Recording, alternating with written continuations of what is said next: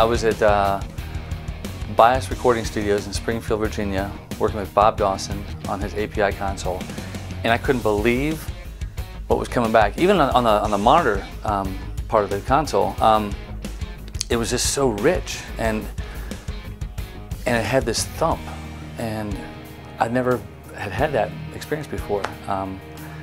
That was my first jump into, I guess, the Class A world, and I'm kind of still stuck there.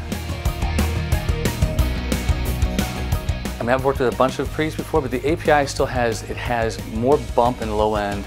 If I want something that has a deep, full, rich tone, I will always reach for an API pre, especially for kick, snare, bass guitar. I love it on electric guitars. There's just something really full and rich about the sound.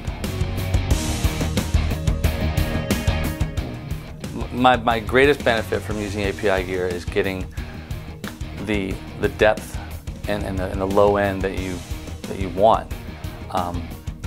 It's just there. It doesn't require much work. It's already kind of built in the pre. That makes me look good.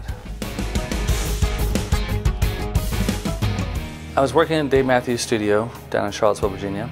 I was working with one of his artists, and I made a bunch of rough mixes on the API console. I went back to my nice little studio in Los Angeles and tried to recreate it on something else, and I couldn't get there. So I ended up using the API rough mixes off of Dave's console, and I've done that actually time and again. I've actually gone back to my rough mixes I did on an API because I couldn't recreate it, you know, in the box.